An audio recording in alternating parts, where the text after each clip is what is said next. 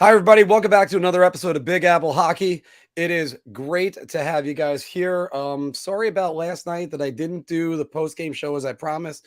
It was midnight and I was way too drunk. I will be doing it, however, on Thursday. More on that in a little bit. I, of course, am Mark Williams, your host, and I am joined by the analytical eye that we need right now, Mr. Anthony LaRocco. I gotta give it to you. Ranger fans. You haven't seen the playoffs in 5 years, and you're welcome back with a 3 overtime game. If I were you guys, I would have been pulling my hair out. I would have wanted no part of that. I would have wanted a nice, easy, no overtime game, a nice, win, never in doubt. But that's the beauty about playoff hockey. Pretty much, and it's always like that. It's got to be something that drives us all crazy, and I got a poll going on right now. Just should the Chytil goal have counted, or should it have been disallowed? Is what the poll is going on with. We're gonna get answers to that in a minute. We know what Marc Messier's vote on that is. Oh yeah, he said he actually agreed with it. He agreed with it being disallowed. Yeah, from what I hear, that's what some comments I've read on Twitter. I didn't see it firsthand, but. Well, because obviously Marc Messier, who barreled over many goaltenders in his career, that's what he would do. All right, but we're going to break down all that happened last night. The Rangers fell in triple overtime to the Pittsburgh Penguins. Igor Shesterkin, franchise record, 79 saves. And we're going to get more on him in a minute. The Rangers got ahead, a 2-goal lead, and then Pittsburgh tied it. Goal by Jake Guentzel. Actually, 2 goals by Jake Guentzel. Both of them where he got lost behind the defense, and those were inexcusable. We're going to break those down in a second. Chris Kreider gave him a 3-2 lead before Brian Rust tied the game at 5-3. And once again, officiating. Officiating's been the story of the playoffs so far. It has been ridiculous. I said in the notes last night before the game that first, by the way, Anthony, first it was a blank video that I put out for 45 minutes. That was awesome. That was a technical glitch. But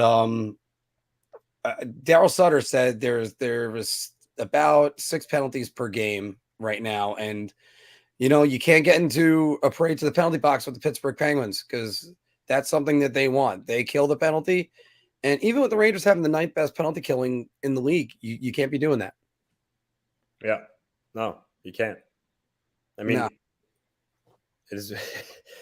I don't know what to say. Like the Tampa Bay Lightning found that out against the Maple Leafs. They took too many penalties, and the Maple Leafs hurt them. So even though it's the playoffs, the referees are still going to call them if they see a blatant one. So not putting the whistles away yet. Well, before we even get to any of the comments, and guys, keep them coming because wow, I'm just in absolute disbelief.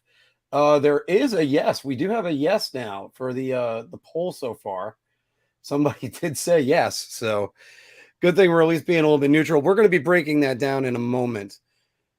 But if you looked at it like a fight card, the first period was all Rangers. Everything was Rangers. And Casey DeSmith, all to his credit, that should have been a 3-0 game. But then the second period, the Penguins outshot the Rangers. I think it was 23-6. I had it on my notes. I should actually have remembered that real quick. But yeah, there was something like 23-8. There we go. As much as I could say for all the positives, the 2 goals that were allowed by the Rangers, it was ridiculous. Listen, at the end of the day, I know we're going to talk about what transpired, and you could say that it was a turning point of the game, but there were other issues that we'll get into of why the Rangers lost this hockey game. Yes, and getting really outshot the way they were in the second is definitely one of those contributing factors. Well, the goal that I'm looking for specifically is the Guentzel goal, the second one, where it's a 2-on-2. You just let Guentzel go right by you, Ryan Lindgren. They were focused on Crosby, gave him too much respect, rightfully so. And with Crosby, he could fit a pass, through a pin-size hole. And he did his job, and he got the puck to Gensel. And like I said to you before, Gensel's a pure goal scorer. He had 40 goals this year. That's a guy, if you give him the time and space, more than not, he's going to bury it, and that's what he did. And on top of that, as I said before, we played the game. You got guys going in on 2-on-2. You stick 1-on-1. Mm-hmm. You don't focus. If you're the left guy, you're not focusing on the right guy. And that's why, as forwards, what do we usually do? We crisscross because we want them to get we want them to get confused. How he just went straight by him. That's like a safety in football, just kind of sitting there and go, yeah, don't worry, that wide receiver going by me, that's okay. Yeah.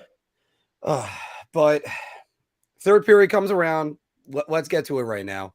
Third period comes around, and we're going to break down the moment that changed the entire game. The go-ahead goal. And there's Kakko moving on in. Collides. I mean, first off, good job by him getting the puck back to the front. Filip Chytil scores. So there's that. Now, the reason why the sound's off also, because that way I can actually have this clip on here. So now let's go to here. So here's Kakko going on in. That's where the contact happens, and that's where he's knocked down. And Dumoulin actually is the one that really takes out DeSmith. Here's the real angle. Right there is where the contact was. That already shoves him forward. And then all the chaos happens. There's the goal. One last angle right here. This is the one where I say that might have been goalie interference. Yeah, no, that's where I say it might have been.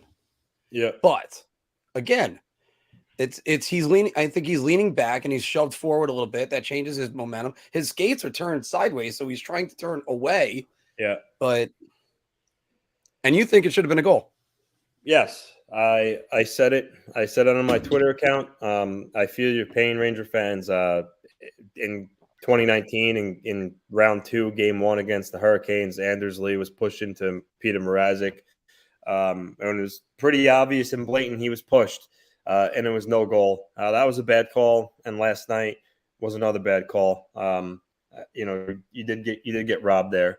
And as I told Marc, really the only thing I could possibly think of why they decided to wave it off and say no goal was because it wasn't a situation of where Dumoulin extended his arms and kind of, obviously and blatantly shoved Kakko into DeSmith. He kind of just, because he had his hands wrapped around trying to, I guess, I don't know, prevent Kakko from getting a shot off, but he leaned forward with his shoulder and kind of hit him like that. So the only thing I could think of is the league probably felt the way in which he hit Kakko wasn't enough force to send Kakko into DeSmith in the way he did. That's all I got. Otherwise, I don't know what they were thinking. That's the only reasonable, conclusive piece of evidence of what I thought maybe they could have seen to disallow that goal. But otherwise, they got it wrong. They made the wrong call. It's really, really all there is to say.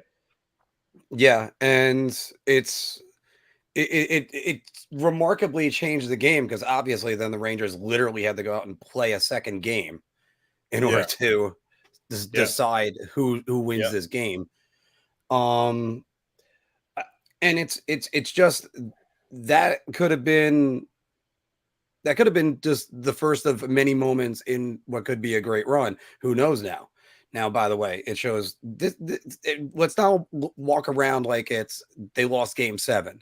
So fans, obviously, I mean, as much as I'm trying to use the word pundit, there's still the Ranger stuff behind me. Before the series started, I was 95% sure the Rangers are going to win, and truthfully, I'm still 90% sure they're going to win the series. But, however, if they go down 2-0, then it's in a situation where I honestly think it becomes 50-50, despite the Penguins being up 2-0. That's how much confidence I still have in the Rangers winning the series. But with that said, you don't want to go down 2-0 because then you're putting yourself in a situation where, I mean, you're leaving yourself very, very little room for margin there. I mean, even if you win and make it 2-1, Pittsburgh comes back and wins and they're up 3-1. Then you have to win 3 in a row. So it's just a really bad situation. I almost think if they were to go drop tomorrow, they absolutely have to take both in Pittsburgh.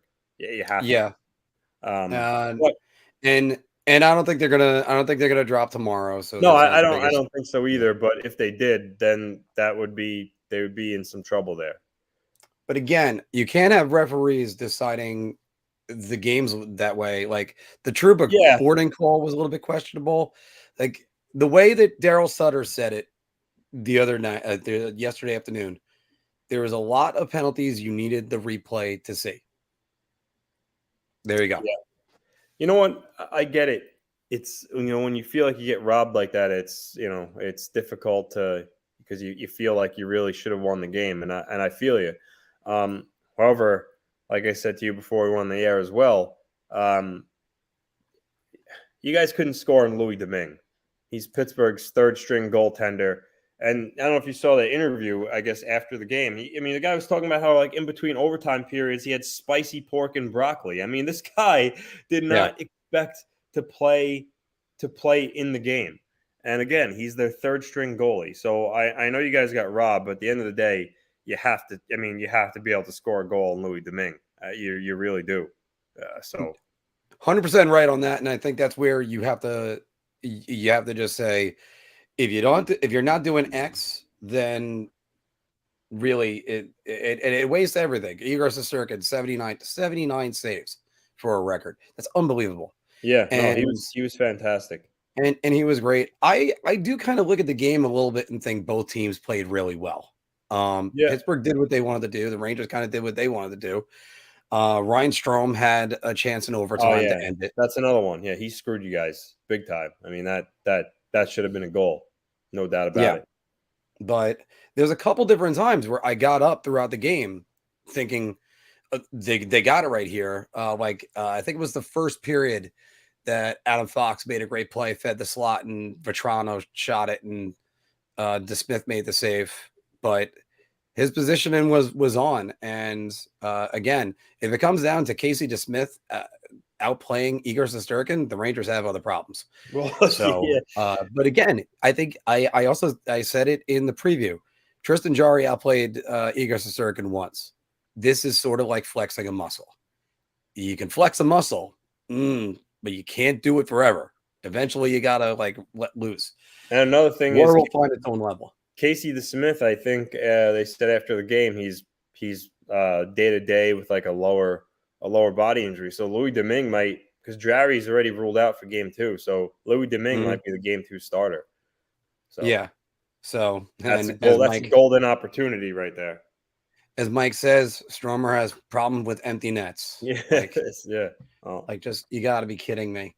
And so, but I did have a lot of positives to take away from that game. I'm just gonna rattle off some of these for you right now.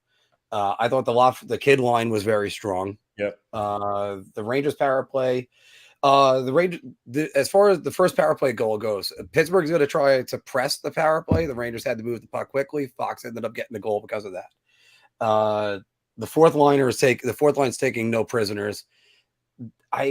I heard Tyler again. We said this before. Tyler Mott, when he gets back, hopefully when he gets back, if he comes back in time for the series, he'd be. That's going to greatly improve that line. Yep. I thought. Did you see the lingering hit on? Yeah, Rickard Rakell. Yeah, what'd you think? I mean, I at first I thought, because I know originally they called it a 5, and then they reviewed it, and knocked it down to a 2. So I thought it was a 5 at first as well, but then when I saw the replay, I'm like, I think it was a good hit. I thought Rakell just got caught with his head down a little bit.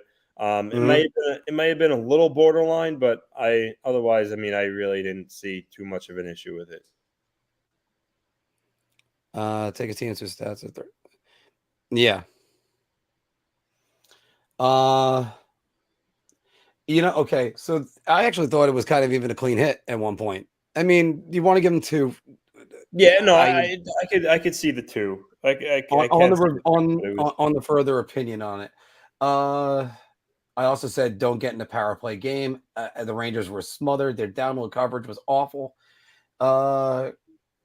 And again, just the fans chanting, "These refs suck." And then overtime, both teams just said, "Nope," they're locking it down. And it was just a rough one. Going back to the poll, hey, we have 8%. So I think that's still one vote that said that goal shouldn't have been disallowed. But we're gonna go back. We're gonna do more Q&A on this and answering more questions. We're gonna take a break and talk about some of the other series going on right now. So we're gonna do a little mini bar talk. Let's go. I'm going to take a shot on this one. I'm going to say beer. I'm buying everybody around on this. Oh my God. Well, we all need a drink right now. Welcome back, everybody, to Big Apple Hockey's Bar Talk, where we gauge our confidence on NHL topics based on our choice of drink. Do you want to buy everybody around? Do you just want a beer? You're feeling so-so, or do you really need a shot? So let's start with this one. Out of all the teams that need a Game 2 win, the Edmonton Oilers desperately need a Game 2 win. Anthony. I'm not going to go round only because I think the Panthers really need to win Game 2 because for the season they had, if they go down 2-0, there's going to start to be a lot of doubt in that room, and people are going to say, oh, well, maybe they can't handle the pressure of the playoffs and choke.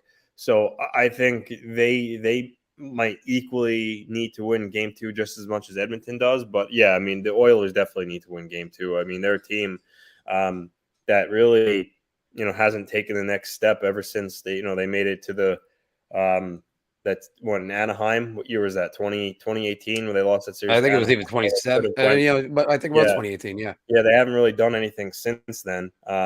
And listen, McDavid and Draisaitl can only go so long with having the disappointment of not going far in the playoffs. Essentially after carrying the Oilers on their back all year. So, I mean, if they lose Game 2, a lot of Oiler fans are going to really start to lose their patience. And maybe even the front office, depending on how the rest of the series goes. But they really need to win Game 2, and Mike Smith needs to not cough up the puck the way he did that led to the game-winning goal. Unbelievable. Absolutely unbelievable. So that's a beer for you, right? Yeah. Okay. Because I respect your bravery to say that you don't think that they're the number one, because I'm buying around. Because the team, mentally speaking, I think Florida can come back from it if they lose Game 2 and they're going down 0-2 and they have to go to Washington. As far as this situation goes, Edmonton goes down to 0-2. They're done. They were swept last year. I can't remember they haven't had the history of success. They've been sort of a playoff team. I mean, because again, the play-in round. So it's that's just where I'm going to go with that, and they really need that. Moving on to another game that's going to be happening at Game 2 tonight. Toronto is too fast for Tampa. Anthony. Shot. I think Tampa is a really fast team as well. I just think, Toronto came out hungry. I think they wanted to send a message that they're, that this series is going to be a long series and that they're here to play and they can match up against Tampa. Tampa is the back-to-back defending champs. I mean, they know that this series isn't over just because of one loss. They're a veteran group. Vasilevsky's a big-time money goaltender. I know he wasn't great in Game 1, but I'm sure he's going to be a lot better. And I think that Kucherov and Point, Stamkos, they're going to be real hungry to even up this series. So I don't think the issue was Toronto's speed. I just think that they came out and they went balls to the wall, essentially. Mm-hmm. But yeah, so sticking with shot. All right. Yeah, you know what? I was gonna go beer, but you know something? Shot. And then sorry about like making you look really grumpy right now. But it's what? It's not that Tampa doesn't have any speed. Maybe Toronto is a little bit too fast. Tampa doesn't need that speed. Tampa's got size. So they're a big team and they got a lot of skill. Just wait until the first puck goes in. You're going to see the most out of Tampa. So it doesn't matter if they're fast or not. Looking at last night's games, Anthony, Colorado versus Calgary is inevitable, and I'm going to go beer because, again, the reason why, and you can just sip on that if you want, but one of the reasons why is because, look, they're two dominating teams, but when Phil and I did our brackets, we did have St. Louis upsetting them. Their next series is going to be a tough one. Calgary, on the other hand, I think they're just going to mow right through. Yeah. I'm going to go beer for two reasons. One, because they wouldn't play each other in the next round. As you said, Calgary would have to go through either Edmonton or LA, which they should be able to do. And the other reason is I think as good as Calgary is, Dallas played – I mean, they lost a 1-0 hockey game. Dallas put up a good fight. So, I mean, I think Calgary is going to beat them, but I was impressed the way that Dallas played them. So, it might be a little more of a grueling series than maybe some fans expected, but yeah. And listen, Colorado is gonna roll right through Nashville as you saw last night. Especially if Saros doesn't come back, Nashville might just get swept. And then Colorado, Minnesota, and St. Louis are good teams, but Colorado's on another level. So Colorado's gonna do their part. It's just a matter of if Calgary could just take care of business on their end. But I'll go beer. And lastly, Florida needed this gut punch. You know what? I'm going to go round. I think listen, they kind of cruised through the regular season. They kind of scored goals at will. I think this kind of was a slap in the face and shows them that, this isn't going to be easy. Like they essentially the regular season was for them. So, yeah, I think this wakes them up. I think this shows them that this is going to be a series. Washington's not going to lay down. And, I think they're going to come out in game 2 and they're going to come out really hungry. So, yeah, I absolutely do think they did kind of need this punch in the gut to really give them a reality check of what the Stanley Cup playoffs are all about. Sometimes you need adversity in order to get yourself through and make yourself better. Ask the Washington Capitals 2018 going down 0-2 to Columbus and going back to Columbus down 0-2. You know what? And hell, Ranger fans in the chat, 94 Rangers. They went through a ton of adversity after mowing through the Islanders and the Capitals. Look at the New Jersey Devils. Look at the Vancouver Canucks. They lost games in the final minute repeatedly. So, yeah, of course. I think if you want to be the Stanley Cup champion, you're going to have to deal with stuff like this. So going down 0-1, and I know everybody is hell, I predicted, I think, Florida in 5. So it's going to happen. It's just one of those things. You have to get up, lick your wounds, and then go try to win the next game. Yep. Same thing with the Rangers have to do. The Rangers have to do this too. As you said it yourself, for 5 years without playoff hockey, and then suddenly, hey, all right, now we have a 3 overtime game. I mean, to the Penguins, they've been through this a million times. Now the Rangers have to go out, and the only guy that's been through that and been through a more difficult situation for the Rangers is Chris Kreider. Yeah, because Jacob Trouba's had some success with Winnipeg, but I mean, Chris Kreider, he had 2-3-1 comebacks. So again, this is all stuff that's going to happen. And again, that's why there's series. That's why there's more games on top of this. It's not the fantasy or NHL 94 mentality we need to have. Video game mentality, as I like to call it. All right. So, like I said, we did a little bit of the bar talk because we just need to break it up just a little bit so we're not completely talking about the Rangers all throughout this. By the way, Islander fans that are asking, we're going to do a full breakdown, me and Anthony, soon, producing a full video on that. And also, I thought I had it on here. Hold on 1 second. Yep. Hold on. By the way, I am going to be at Boss Kroger's in Wantagh. There's the address for it right there for game 2. I got a Mika Zibanejad autographed jersey that I'm doing a pool for. And come on down, talk some pucks, have some beers, and we're known for our wings. So and I'm proud to say that it's one of the places that I work at. Here is there's the company shirt that I got. Except I'll be there as a casual fan, and hopefully I won't need as many shots as I took last night. Jesus, that was a rough game. How about you guys? How are you coping with the stress of that game? I'm going down in the comments right now. Denisa, yes, and again, the Pens fans can deny it all they want, but the refs handed them that win. Yeah, there was a lot of that. See, I got to look through all these now. By the way, Denisa, welcome to the program, because I think that's the first time I've seen you.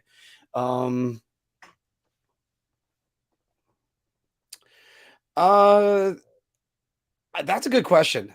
I don't know. Sometimes there are teams that just can't have trouble with the second period, and I'm actually going to say I think it was more Pittsburgh making adjustments, and no, not just the refs handing them the win. But I mean, Pittsburgh did make some adjustments, but the two goals that happened, you can't lose Jake Gensel. The first one I can excuse a little bit because it was a little bit of chaos and guys got running around. The second one, Lindgren just let him streak right past him. You can't be doing that. Yeah, the Rangers need total beatdowns, overcoming the refs and the NHL deciding outcomes.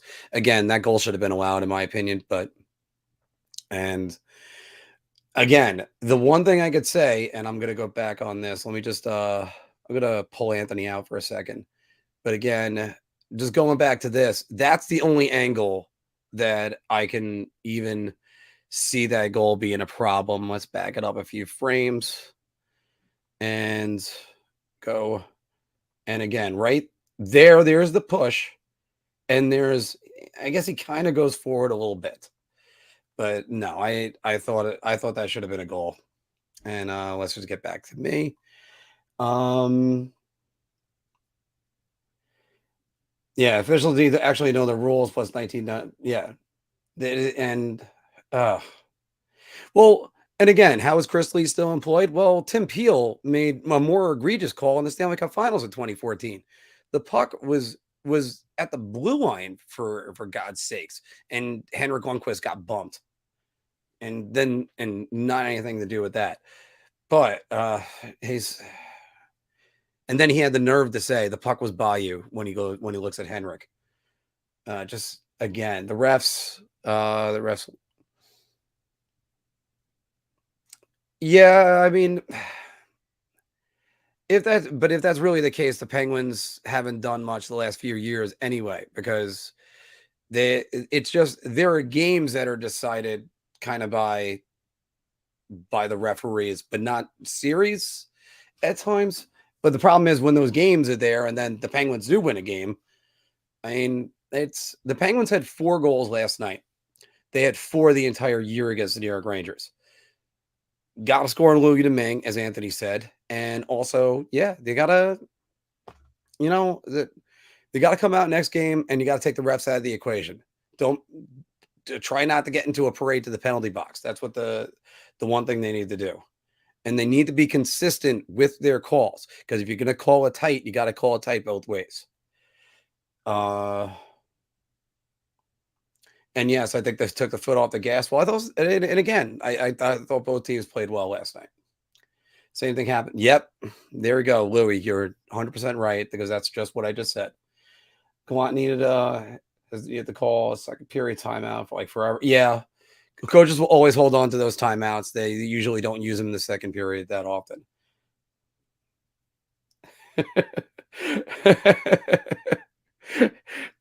That's hilarious. 6 periods of hockey. Yeah. And there we go. And now we got Anthony back. I always like that to be better. Yeah, there was 6 periods of hockey, Anthony, and a final exam today. Ugh. Yeah. It was a long game. Yes. You're on fire with these comments, hon. That's absolutely true. Yeah, I would go with Braun the entire series. Yeah, I don't see any reason why Nemeth should play. He's bad. How many games of the playoffs? Mike's saying this one. Let me direct this one to you. How many games do you think the refs have decided so far or influenced? I mean, it's tough to say because it's night 2 of the playoffs. I mean, I kind of watched bits and pieces of different games in game 1 of night 1. And last night I watched some of the Ranger game. I watched some of the Flames game. So it's really hard for me to honestly. I don't. I want to say. I want to say none. Honestly, aside from maybe last night with the Ranger Penguin game. And again, you guys got robbed. I get why you feel that way, but man, I mean, you have to try to at least be objective. You couldn't score on Louis Domingue, and he's a third string goalie. That is right on that. I'm not saying that as an Islander fan. I'm even saying, you guys got robbed. There was a bad call, but we're pundits. Remember, we're pundits. I never believe that the refs, essentially decide a game. Really, it affected the game, but there were other moments during the night where the Rangers could have capitalized, and they didn't.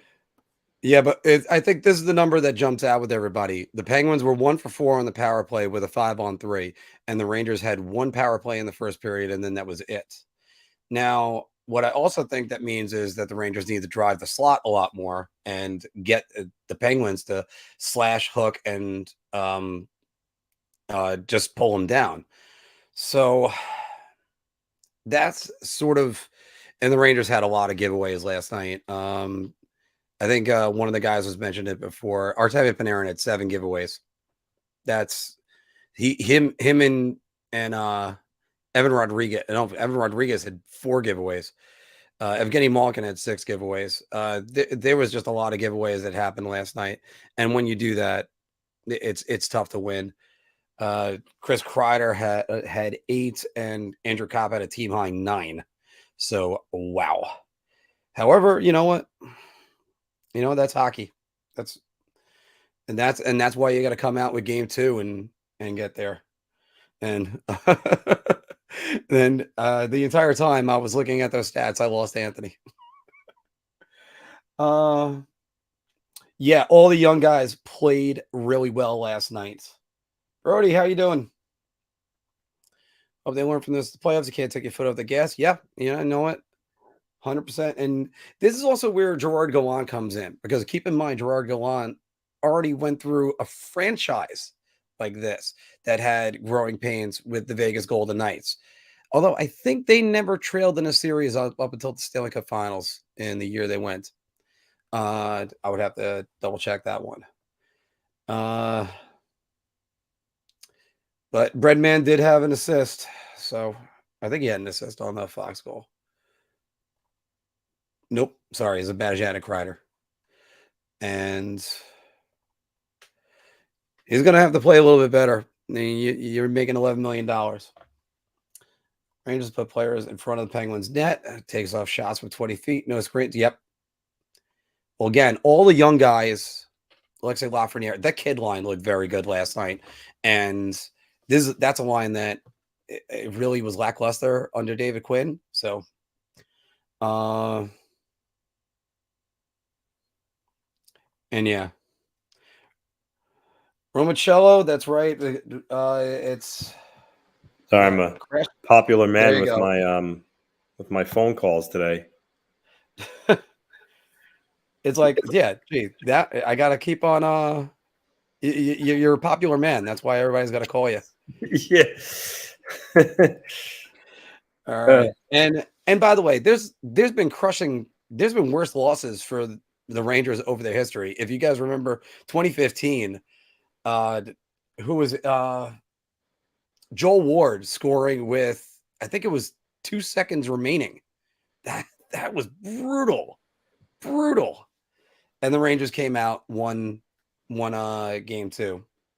So yeah, that's stuff that'll have to happen. I believe we'll get right in game 2. Yeah. I mean, I think this should be there. Loff was buzzing.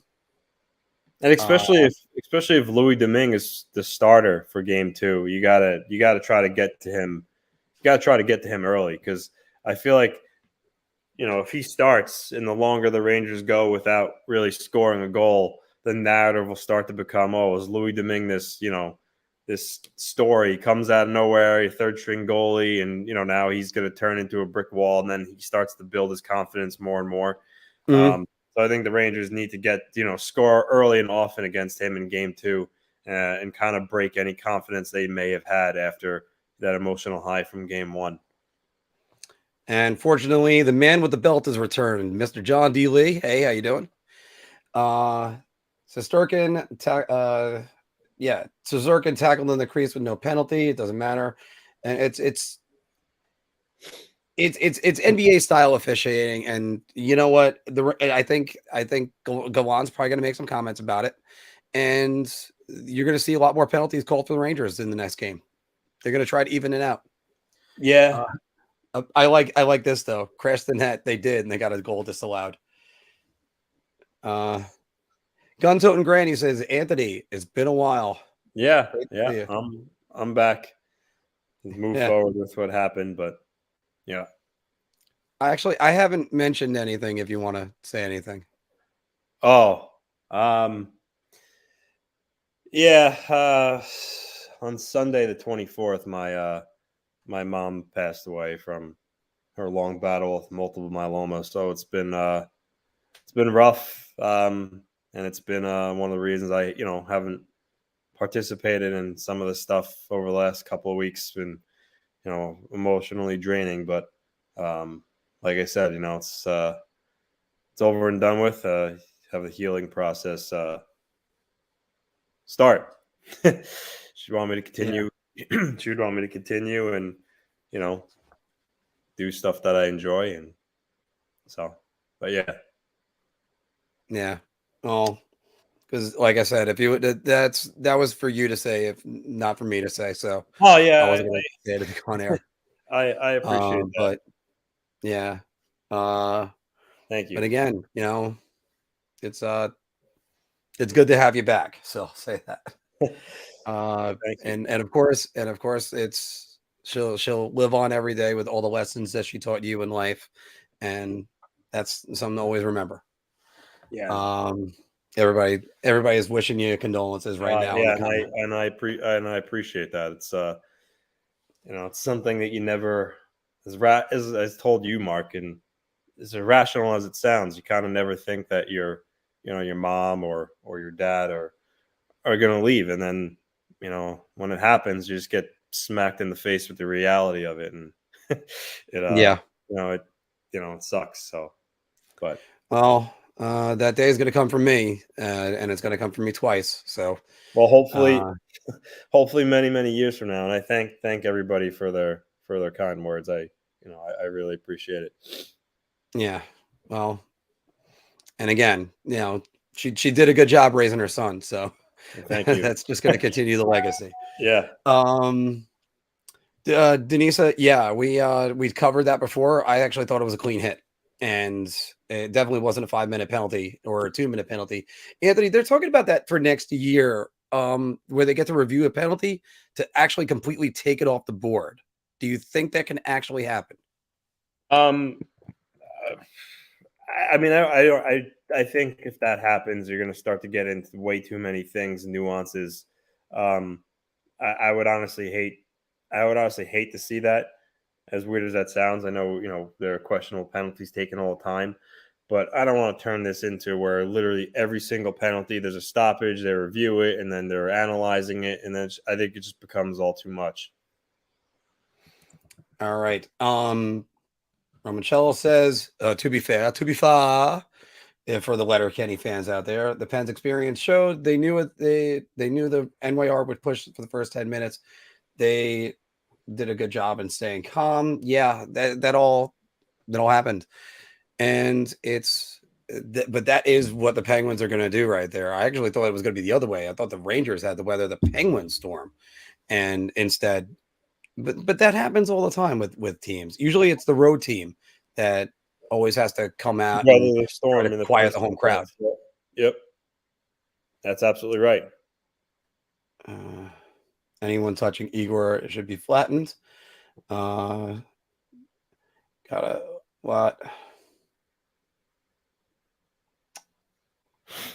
Sorry to hear that. Yeah, that's it's tough. You never want to hear those things. Yeah. And by the way, they're not a sprint, they're a marathon. So yeah, no, absolutely. yeah. Nothing's over. Nothing's over. Again, even if I said earlier, even if the Rangers drop tomorrow's game, I still think, they have an equally as good chance as Pittsburgh of winning the series, because I really do believe they're the better team, but not a situation you want to put yourself in. I'd be curious to see what the stat is on what percentage of teams after going down 2-0 go on to win the series. Obviously, I'm assuming it's, not great, but I also, like I said, I don't think it's insurmountable by any stretch of the imagination. I think probably the NHL out of all the sports leagues, I bet, would have the best win-loss record with that.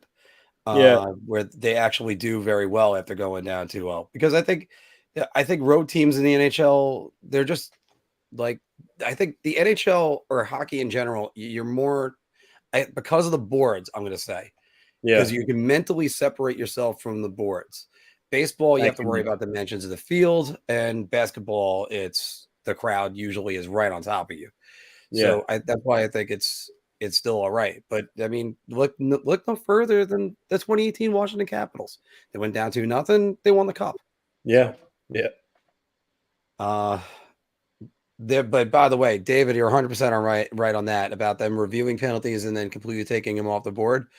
But unfortunately, that is what they're discussing. So the one thing with talking about goals being disallowed. Did you see the goal? Well, the play in Game 1 of Tampa and Toronto where the puck was like basically in the air and it was practically over the line except for like a teeny piece, and obviously it wasn't a goal because of that. But I kind of hate that, like the whole, like when it's like almost like, I mean, I get it technically. How could you call it a goal if it's not all the way across the line? But then some instances like that, it's like, I mean, come on. I mean, what? It's just right. It's I don't know, it's silly, and I don't expect that to ever change. But just in general, the NHL review process, it doesn't seem like it's black and white. It's just too many shades of gray, and it's especially with I can fix video review very simply. 90 seconds. Can't figure it out in 90 seconds? Call on the ice stance. And that's, I mean, that's fair. All, that means you're not sitting there examining it with a fine-tooth comb. And if you even have to do that, that just goes to show, I mean, maybe it should be a goal. But right. And look, NFL and especially in the NHL, what they'll do is they'll call the goal on the ice, and then they'll send it upstairs or send it to Toronto, and then they sit there and figure it out. But again, instant replay is there to get rid of the egregious calls. We're trying to get rid of Matthew Shane offsides by 15 feet. Oh, that was definitely egregious for sure. Yeah, if a football touches the white, it's a TD. Why not say no? Actually, they tried that with a few years ago. They experimented with something called the green line, and it was a full puck length behind the goal. And I think they should have kept it, because if it touched that green line in any way, then it's a goal. Why'd they get rid of it? Instead, you're dealing with the other stuff. Last night's game shows why the Rangers can never win multiple cups. No luck, whatever. Whatever that can go wrong will go wrong. That's the team's history. Mr. Hyatt says. Haven't heard anything on him. I haven't heard anything on Mott. I know he's progressing. And Phil said he was ruled out for the series before. So, all right. We'll go like another 10 minutes. By the way, you know what? I'm Anthony. I am terrible at this. I always have to apologize to everybody. Everybody, don't forget to like, share, and subscribe. Yeah, I'm better with the edited videos in saying that. I know it's one of those things. I should always be saying it every 5 seconds. Yeah. There are some off-season notes just to mention. I mean, the Flyers parted ways with Mike Yeo. He's not coming back to coach them next season. Mark, your boy Jeff Blashill, you've been all over him like white on rice. He's not coming back. Looks like the Red Wings are going to get a whole new staff. And then there was one other team with the coaching vacancy. Why am I forgetting it now? I'll check that right now. Detroit, Philly, but there was another team prior to Philly announcing Yo wasn't coming back. Winnipeg. They're gonna interview Lowry as part of the process, but they're searching for another head coach. Unfortunately, I don't think they should keep Lowry as head coach. Also, partially because his son is on the team. Yeah. So that has something to do with it. Yeah. But I do have to say, Blashill and Detroit. Detroit's a little bit like the Pittsburgh Steelers in this way that I have to say. They don't change head coaches that often. Because I think it went Blashill, Babcock, Dave Lewis, and Scotty Bowman. That covered every coach they've had since the 1994. I almost said 93. I had to stop myself and just remember Scotty Bowman moved on after 93 from the Penguins. But that's a golden job, and I wouldn't be surprised if they tried to reunite with Mike Babcock, because Ireland's the GM. Why not bring him in? He's familiar with the area, and that team's growing. Yeah, I agree. And going back to Winnipeg, speaking of them, I'm sure did you see Scheifele's comments on like breakup day about how he said he needs to think kind of like long and hard about what he wants going forward, and he's got to sit down with Shoveldayoff and talk about the direction of the team. So he definitely left the door open to basically moving this offseason. So I know you and Phil and we've talked about that in relation to the Rangers. If he becomes available, you got to assume that the Rangers will be all over Mark Scheifele. He'd be an upgrade on Kopp and Strome for the number 2 center role. It would just come down to the cost. What would you want to part with to get Mark Scheifele?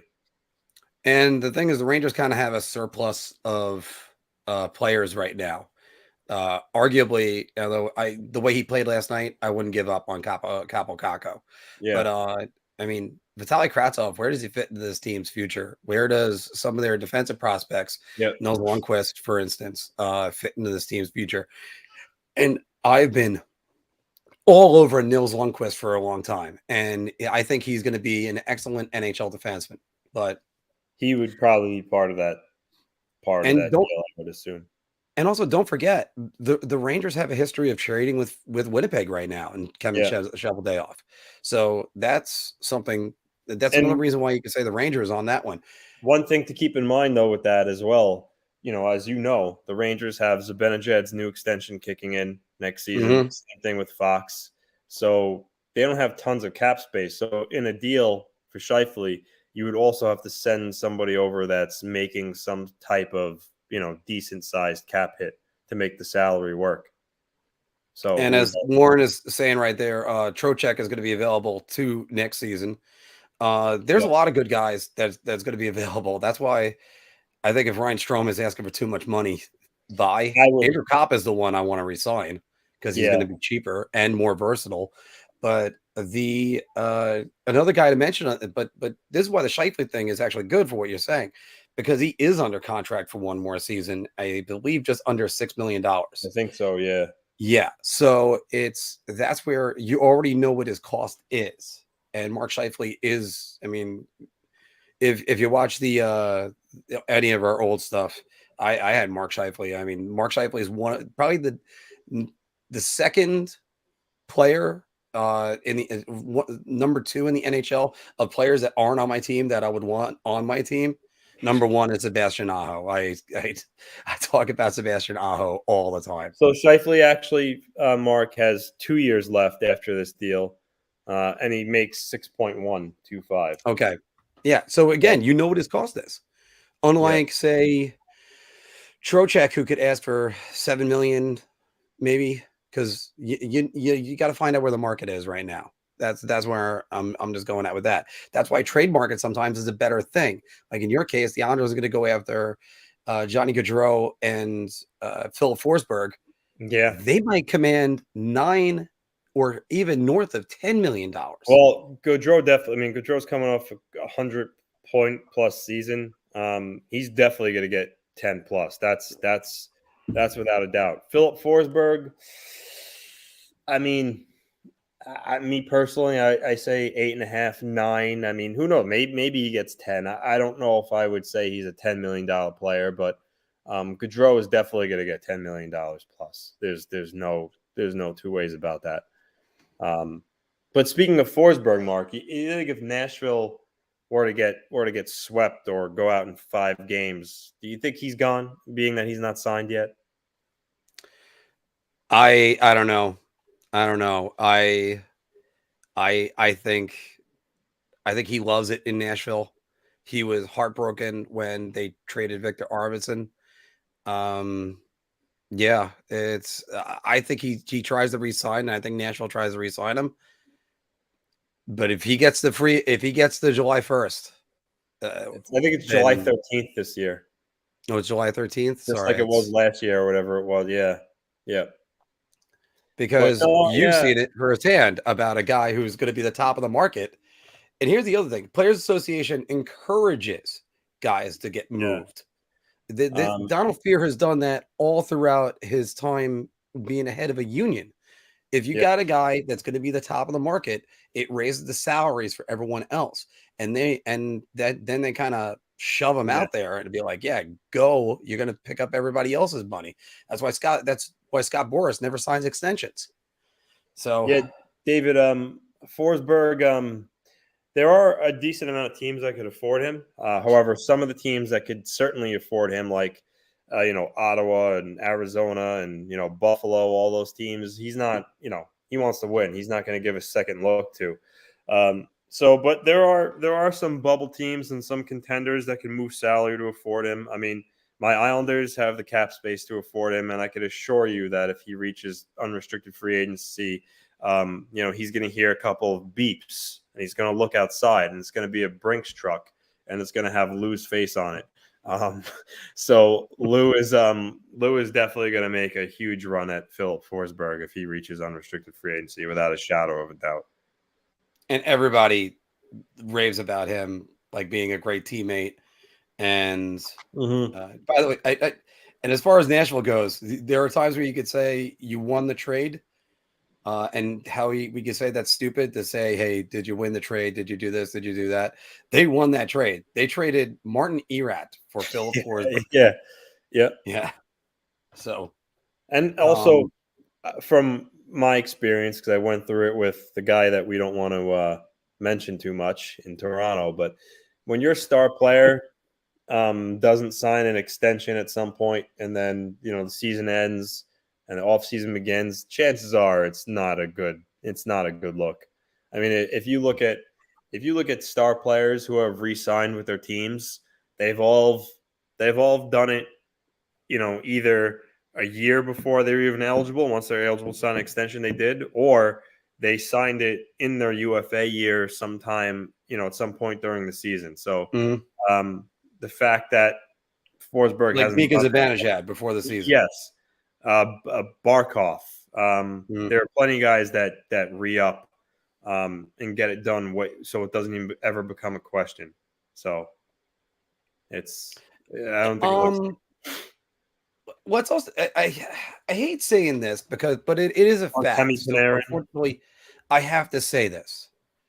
But there's also tiers. There's salary tiers. There's free agency tiers.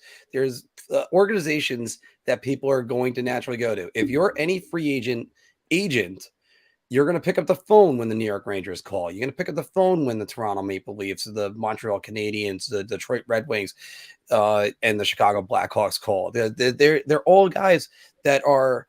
They're all organizations that are willing to spend and spend and spend and spend and spend. That's why it was so important for the New York Islanders to get this new arena, to get Ledecky, to get him back to respectability. I think you said it, that agents have been pulled that they're fourth in they were in the league, right behind the Rangers. The Rangers and Islanders had the same amount of votes. They were tied. It was only the Maple Leafs and the Canadiens that were higher. And and those are like attractive situations. Now, first off, by the way, if I'm in Toronto, and actually all three of those that you just mentioned, other than the Islanders, I'd be nervous as all hell because once I get paid, then the spotlight's on me and it's a microscope and it's more like a magnifying glass on an ant out in the sun. Yeah. You do that for the Islanders, I mean, you could disappear into nothingness. You could be like Steven Stamkos in Tampa Bay, making $10 million playing golf. People don't even know who he is. And yeah, they traded it was Fiala for Granlund. Yep. And you know what, Fiala, speaking of, players who could be moving, Fiala is a guy that a lot of people believe is going to be done in Minnesota after this season. He's an RFA. And with the dead cap hits from the buyouts from Parise and Suter, they don't have much space. And Fiala had a career year. He's going to command much more than $5 million. And I don't know if Minnesota could pay up. So yeah, he's another option for teams and even my Islanders too. So he's an intriguing option for sure this offseason. And by the way, I agree with this one. You're on fire with these comments, by the way. I signed Sammy Blais as well. He's going to be on a prove it deal at worst. See what Kaapo. Yeah, I would.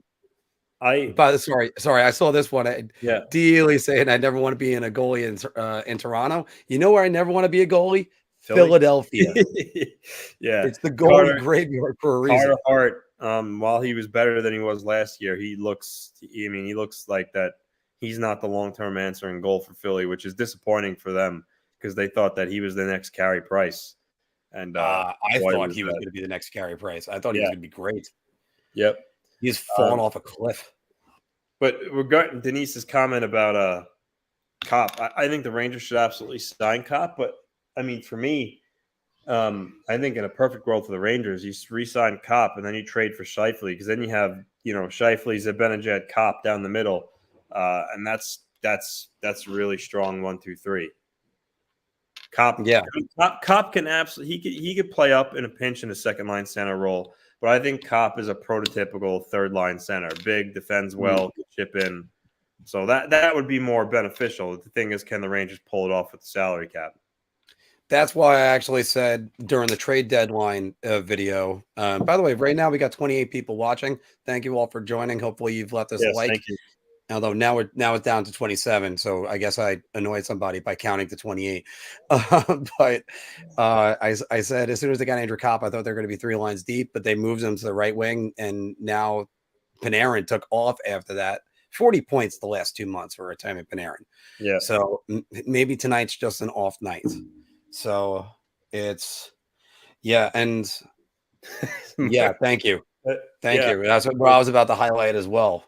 I mean, when was the last consistent goalie that they had that was, good for longer than a year or two? I mean, they gave up way too early on Bobrovsky. Because they signed what's his name? Humongous big. Yeah, Ilya Brizgalov to an 8-year deal. Yeah. You're pot committed at that time. Yeah. So you know what you gotta wonder with so many failures in goal for them. Is it the coaching staff? Is it the goalie coaches? Could it really possibly be that literally every goalie they get is just not good or forgets how to play hockey? It just doesn't make sense to me. I think it's the pressure of playing in the market on top of a lot of other things. And but Philly's not a huge. I mean, it's not a huge. I mean, it's a bigger market compared to some other teams, but let's not pretend it's not like the Rangers or the Blackhawks. That's true. I mean, and also it's a very supportive market too. At times, but they're also going to be critical. Yeah. But I do think there is an organizational question you have to ask in that. Like, how is it that, and by the way, even Anthony, that's the funny thing. Even when they were good, like Brian Boucher, I think they went 7 years. at least went 5 years where they had a different starting goalie game one of the playoffs every single year, whether it was Garth Snow or Ron Hextall, Garth Snow, John Van Beesbrook, Sean Burke, Brian Boucher, Roman Cechmanek. They had Tommy Soderstrom too. Tommy Soderstrom, but he never started a playoff game for them. But then Robert Esch, Arturo Niittymaki. Yeah. Let me know when I get to a point where I repeat the name. Terry Niittymaki, that is a good one. I mean, Michael Layton. Thank you. Yeah. Steve Mason, Ray Emery. Yeah. We could go on forever in these. It's bad. In that time, here's the following people that started for the New York Rangers in goal. Henrik Lundqvist. But didn't Cechmanek had a pretty – he wasn't – I think he had some pretty good years for Philly. He did. Remember correctly. And then just they moved him to L.A. and he fell off a cliff. Yeah. So if you look at – so for instance, last year, Carter Hart had a save percentage of .877. This year, it was .905. All right. By the way, .877 save percentage. That's where you're trying to dodge your shots.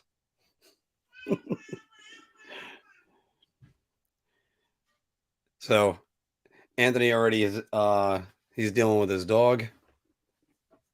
Fortunately, my dog isn't yelling right now. There's no mailman around, so or he barks at the wind. I always love that one. He barks because I swear I think that there's ghosts in the house when the dogs just bark. So, and tell Rolf he put a curse on him. Yeah, exactly. I mean, Marty Biron was another guy.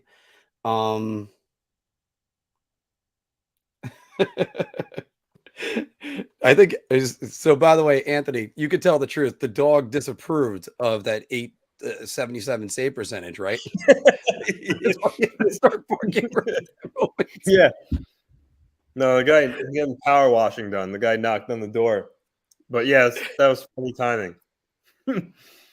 But I gotta wonder about Hart at this point, if it's even worth it to try to trade him. At least change the scenery. But at this point, I mean, you're probably not going to get much for him right now. So you might as well hold on to him for another year. And maybe he finally, becomes a serviceable goalie. This is my first time seeing you commenting down here. Welcome to the show. I'm trying to figure out how to pronounce that. It's Behitero of Doom. Yes. Oh, yeah.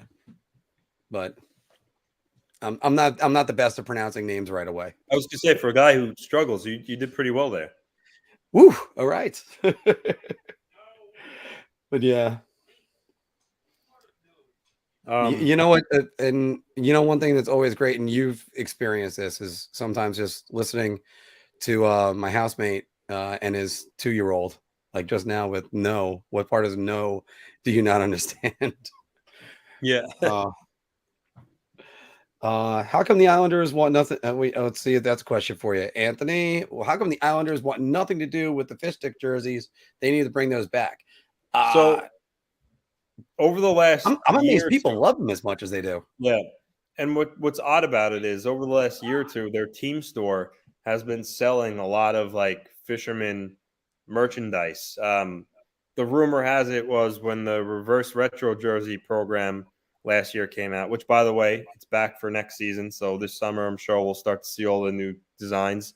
That Lou nixed the fisherman jersey because he's very traditional and whatnot, and that's why the reverse retro was basically just same thing as they currently wear now, except navy blue. But rumor has it is I guess there's been a lot of fan outcrying and pressure for it. So I believe that this new reverse retro jersey is going to be some sort of fisherman related jersey. So we'll see. But that's the story. I still think they should not do the fisherman and bring the lighthouse and use that as the logo. I still don't understand why they never did that. They put the White House on the shoulders, Yeah. but never down below. And I think it was easy for everybody to get behind that. Everyone. The second the fisherman came out, we called them the Gordon fish sticks.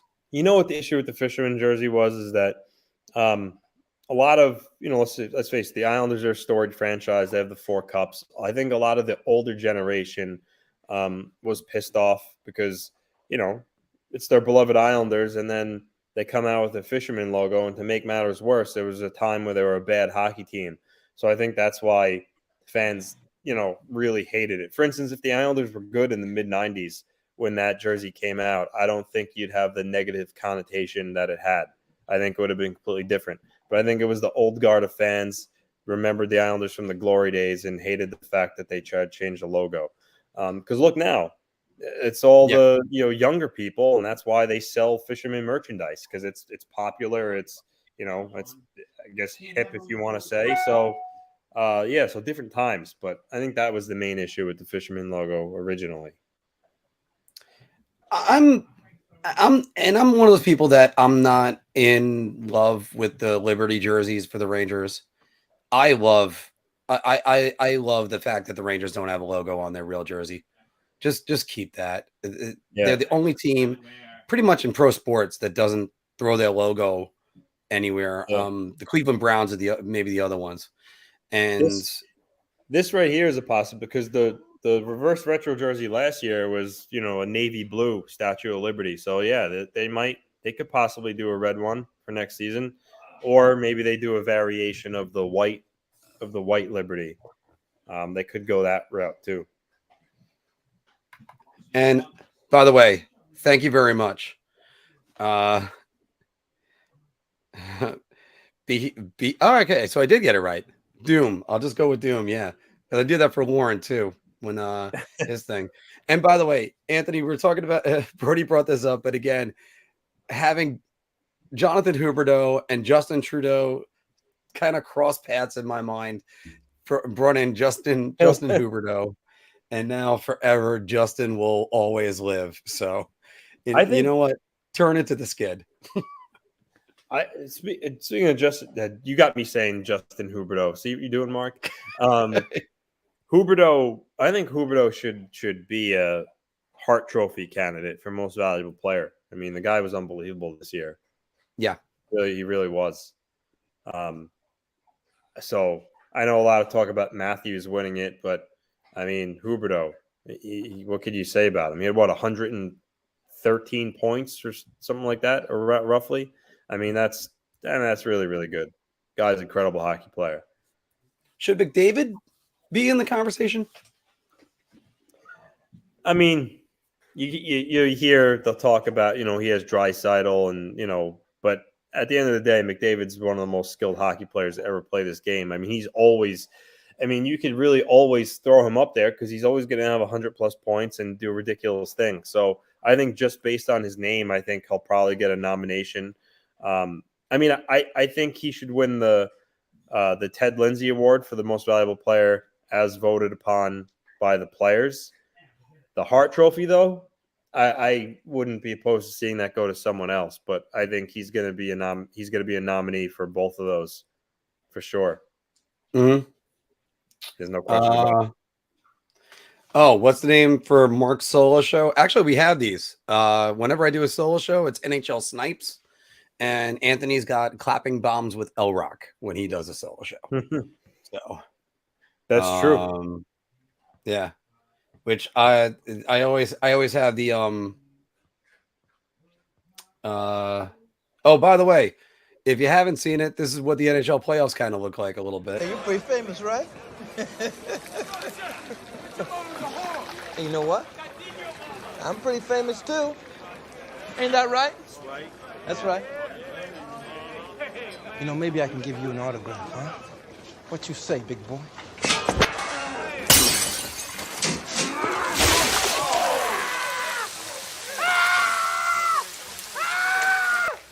None of you seem to understand.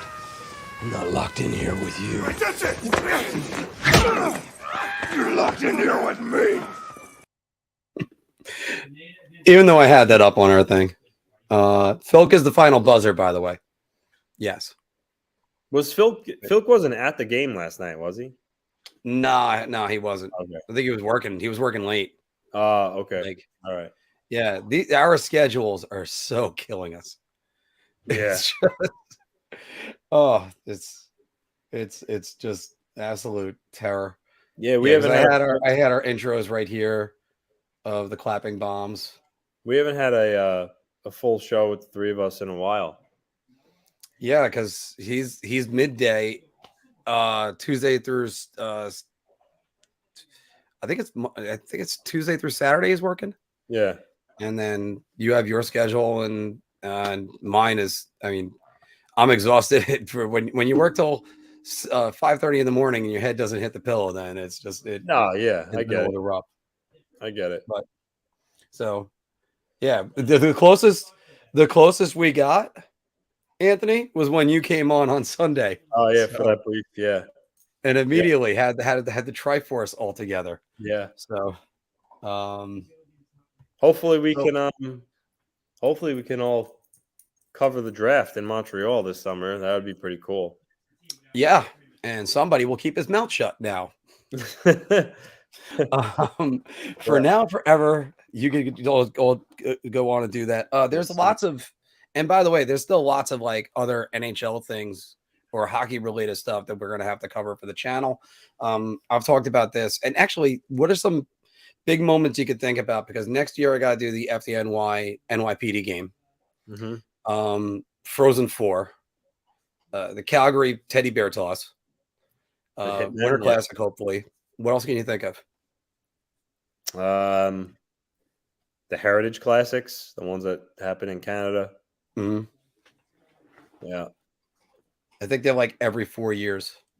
No, don't they do it every year? I don't think they're every year. Oh. Yeah. That's what the funny part when people say there's too many games in the Stadium Series or the Heritage Classic. You're like, yeah, it's just, yeah. You know what? By the way, Romanella, it's the White Liberty. I liked that one. I actually still have that one. It's right over there. Of course, you can't see my closet from where I'm sitting. Yeah. All right. Alrighty. And no, what were you gonna say? I was gonna say, you want to do like another 3 minutes? Yeah, another 3 minutes. That's fine. Yeah, because we got an early show. It's gonna be a quick show today. Trust me. Don't worry. You're gonna be hearing plenty from me in the next, hopefully, 3 months. Oh, Dave. Speaking of the FDNY, the PD game.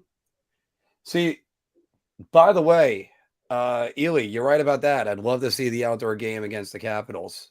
Who's the Winter Classic next year? Did they already announce it? Yeah, the Bruins and it's in Boston at Fenway Park. It's the Bruins and yeah. I think it's the first place to host it twice. The Bruins and the Penguins. Yeah. Buddy of mine, Pete Mackin. Oh, and if you haven't already started going to us, we have written articles on BigAppleHockeyPodcast.com. And there's going to be more coming over the next year that we're going to have. We're going to try. One of our goals is to get people to be blogging for every single team. So not just Rangers, Islanders.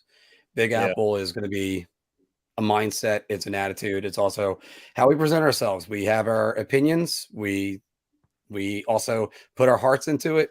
That's what New York is. And also we can admit we're wrong. It takes a little time. I hate admitting I'm wrong. Kevin Weeks saying that the Devils are moving on from Marc Recchi and Alan Nasruddin. They're two assistant coaches. But not Lindy Ruff? Not Lindy Ruff, no. Oof. Yeah. I don't know about that. Well, I mean, yeah, usually the whole staff goes, but I guess they have more faith in Ruff. Anthony, so I still have to put the video up of UBS Arena, but the only thing I never caught in there was the speakeasy. Did you actually check that out? The speakeasy? Yeah, I think it's over the bar by the 100s. like 120. I don't know what you're referencing, to be honest with you. All right. Yeah, there's a speakeasy that they put in there, and then now they made it available only to American Express card holders. That I was supposed to go with John one time, friend of mine who runs All Things Islanders. Yeah. And we never got to go. But this is also something we discussed, where you get a bar and they're like, oh, we'll make it a speakeasy. Oh, we can't get people to go in. Well, it's because nobody knows where the hell it is. Yeah. That's part of the problem. I agree. Yeah. So, yeah, Jersey needs a clean house. Yeah, I mean, again, I guess they just feel that, I mean, Ruff needs probably more time to really evaluate him. But can I just say it like this? What? And I don't mean to disrespect Lindy Ruff, but he's had a great coaching career. Mm-hmm. I'm wondering how good of a coach he is minus Ryan Miller and Dominic Hasek in their primes. Yeah, I mean, it's easy to coach a team when you have star players like that, but he's been around long. Trophy winners. Yeah. Yep. But all right. All right, man. We're gonna cut everything off right there. I might need to take a nap because I'm still trying to cope with last night. But again, Ranger fans, don't worry. There's gonna be more coming. And was that you exiting out or okay? Ranger fans, don't worry. It's all gonna be all right. Thank you very much, guys, and hope to see you again. If you're coming down tomorrow, once again, I'm going to be at Boss Croakers in Wantagh. That is, I got it. The address for you. Oh, I had it up on the screen the entire time. Oh, there it is. I'm going to be at Boss Croakers in Wantagh tomorrow night. Come on down, watch the game, and let's go Rangers.